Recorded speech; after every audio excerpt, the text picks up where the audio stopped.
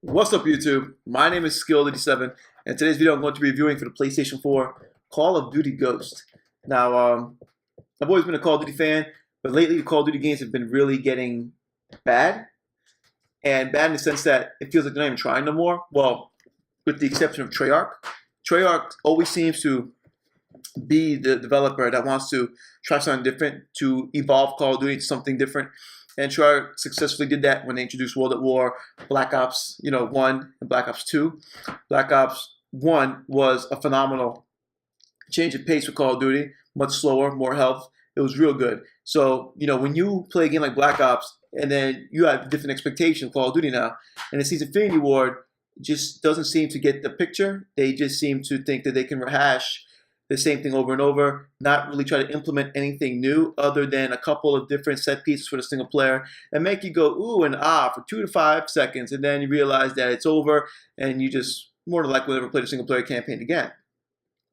Call of Duty Ghosts is a port, but it's 1080p on the PlayStation 4. Sadly, this 1080p is a result of a patch. It wasn't built from the ground up to be 1080p. It's just patched to be 1080p, and this results in some issues with the single player experience.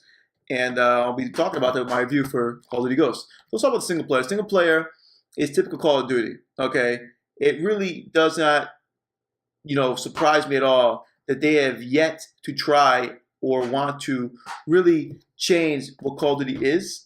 Call of Duty every single year is the same thing.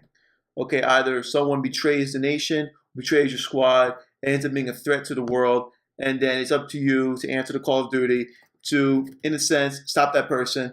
And if you don't finish it in that game, then the game ends with a really cliche ending, and you keep going. Call of Duty Ghosts really honestly feels like you're playing Modern Warfare 1, 2, and 3. Nothing is actually different. Okay, the Call of Duty has been following the same formula for years. You get your opening sequence, which is very dramatic. Then you got your next few 3, 4, 5 missions that you answer the Call of Duty. You got your mission where someone in your squad dies. You got your stealth mission. You got a mission where the odds are against you and you fight an unrealistic amount of enemies and you come out successful like it was nothing. Then you walk nonchalantly to the next mission. You got your 1 or 2 missions that revolve around either being in a tank or a helicopter that's present in this game. And then you got your final mission when you embark on a really over-the-top Michael Bay experience final stage. And then from there, you got your typical sequence where you're pulling a character out, you're pulling your AI partner out of a bad situation with L2, R2. You got your sequence where you have the slow motion fucking you shoot the bad guy in the back type of thing. It's nothing new. This Call of Duty literally feels like you play Modern Warfare 1, 2, and 3. There's even a video on YouTube that takes the ending of Call of Duty Ghosts and the ending of Modern Warfare 2, I believe, and puts them side by side, and they're the exact same thing. Call of Duty Ghosts follows the Call of Duty formula so religiously that it's actually so predictable how this game plays out that I lost interest within the 3rd, 4th level. The main characters are nothing like Soap and the fuck was Captain Price, who just had this, this pull on you. Captain Price and Soap were very interesting characters. Captain Price has been around since the beginning of Call of Duty. He just doesn't get old. Soap was a very interesting character once, he changed in Modern Warfare 2. And when they implemented the characters for the Modern Warfare, series, Modern Warfare, you have to admit Modern Warfare, the campaign was real good. It was really interesting. All the characters were interesting. Call of Duty Ghosts just lacks that. There's nothing remotely interesting but the main characters in Call of Duty Ghosts. The main protagonist, the bad guy, Brooke, and their father. No one is remotely interesting. There is no grasp on the person playing the game to get you into this experience. You've seen this before, you've done this before, nothing is remotely interesting. So every year they're trying to do something different to the campaign to make it stand out. And this year, I'm going to spoil it for you because you're more likely in this review, you're gonna not buy this game. They had trailers upon trailers and talked about for fucking weeks and months about this dog that is a replica or a complete, virtualization of a real military German Shepherd, and his name is Riley. And yes, they did a cool job. Like when Riley's side by side during the campaign, he's fucking cool. He does typical dog things. He feels like a real partner. Sadly, he's underused. You will utilize Riley for 10 to 15 minutes in this entire campaign, and then that's it. You'll never use Riley again. He makes his little cameo appearances here and there, and that's the end of Riley. And that's sad because this would have been a cool Call of Duty if Riley was by your side the entire time, or for every mission he could have been by your side. Riley's completely underused. Like, you have such a cool concept. You have this dog next to you that does help you through the campaign. He actually is utilized. You can take control of him. You can have him sick on people. He does all types of cool shit. He's a badass fucking dog, but he's completely underused. So how are you going to make all these trailers and boast about how this is the next Call of Duty, this is next gen, you got a fucking cool-ass dog, and Riley's underused? We finally get to go underwater, and we finally go into space. Sadly, your underwater mission is fucking 10 minutes long. It's not even all that exciting. And when you go to space, it's actually really fucking cool. You're finally in space, Call of Duty in space, but there's nothing really spacey about space. You're just in space. If you played Dead Space, you've played this fucking, this sequence. It's nothing all that interesting. It's, like, again, it's about 10, 15 minutes, and you're never in space again. So you got all these new sequences and additions to the franchise, and they're underused, you know. I don't know how you boast about Riley, the dog, and he's underutilized. And he was cool, actually. I admit he was cool. But sadly, the campaign just ended up being the same thing we've been playing all these years. It did not feel fresh at all, and it just wasn't all that interesting. So the campaign just, bam. Let's talk about the additions to the franchise. Again, they have squads mode, which is basically AI training. What you're doing is it just takes bots to the next level. You just create a series of different characters which you can customize, and they try to cloak it with all different types of wording to make it sound like squad modes or something more than it isn't. And it's not. Squad modes is just training, and that's all it is, and that's all it's all actually, you know, ends up being. You take a bunch of characters, you can customize their appearances, customize their loadouts, and you participate in a series of events of different modes to basically help you level up before you actually get online, so you have a head start on the multiplayer community. And that's pretty much it. You can take your AI characters and fight other AI characters wave after wave. You can take on other players and their squads, and it's just training with bots. But it's just at a more advanced level. It's just, you know, the evolution of bots, basically. It ain't all that interesting. You get bored with it after like 10, 15 minutes. I don't see why anyone would take, you know, squad mode seriously unless you're completely new to the franchise, unless Call of Duty's pacing is just so fucking new to you that you need to play a mode against bots. There is no reason for you to be playing squad mode. Then you have Extermination. See, when World of War came out, they introduced zombie mode, and then Modern Warfare introduced its own little co-op mode, and then zombie mode came back. Modern Warfare 3 introduced its own little co-op mode, which was based around two people fighting hordes of enemy soldiers. Can I have my coffee, please? Oh, my bad. I would love my coffee. Thank you. Here you are, sir. Thank you very much, baby. Hi, people. Bringing me coffee. So, Extermination mode is like Infinityward's take, not on zombie mode, but a mode where you fight hordes of enemies, and it's boring as shit. Basically, you fight aliens, and they're cool looking, but there's too many aliens that there's like one design of the alien, and then as you progress through the stage and you finally get to the end, you fight a different alien, and he just shoots shit at you, and it's like not interesting at all. You pick up a drill, you drill a fucking an alien nest, and all the aliens are coming at you, and then you kill them.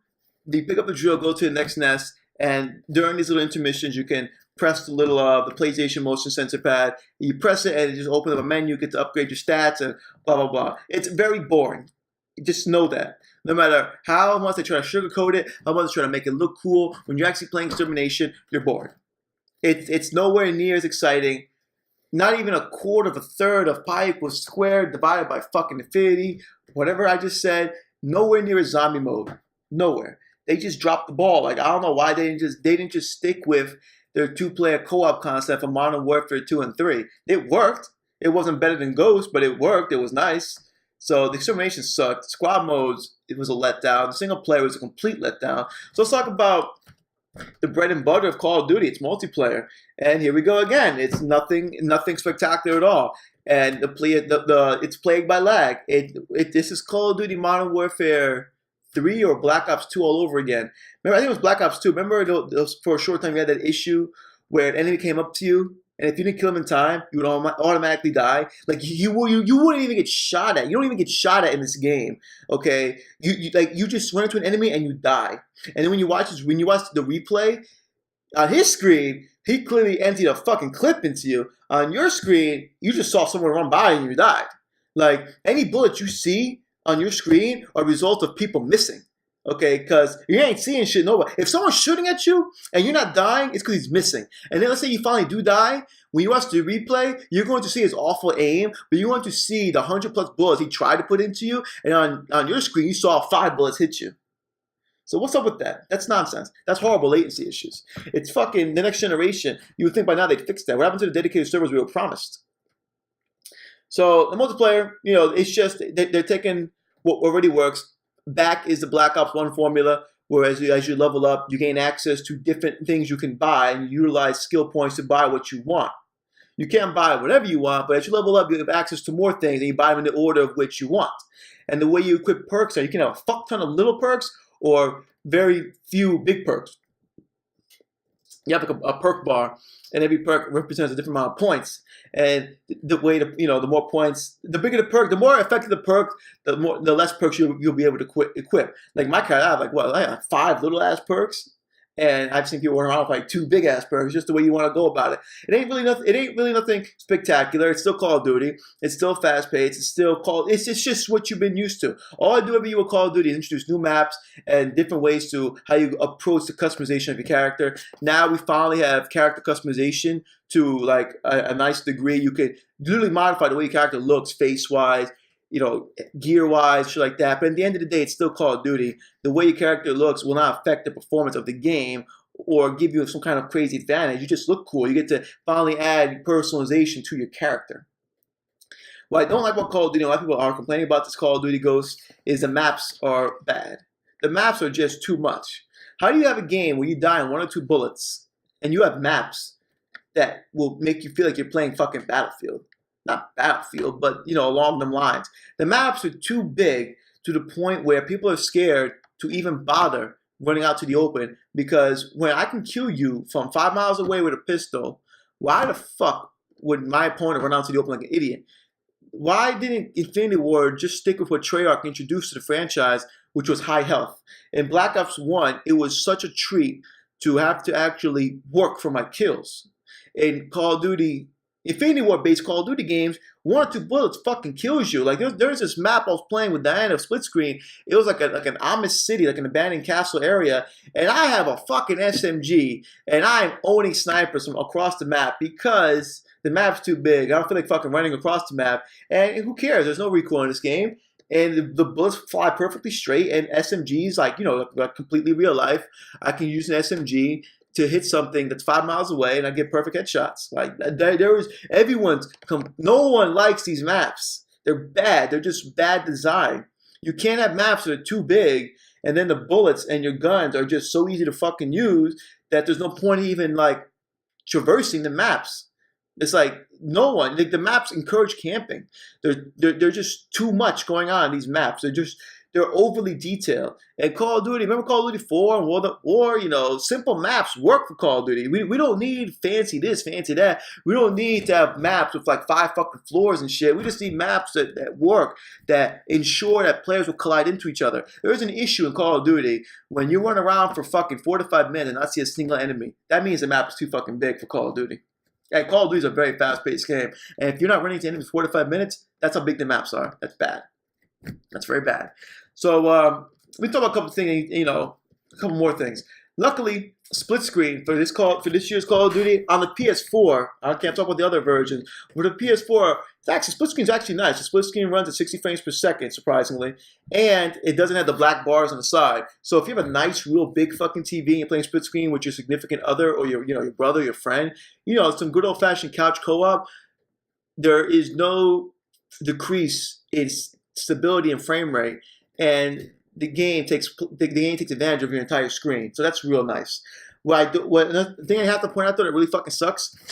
Granted, this game is 1080p.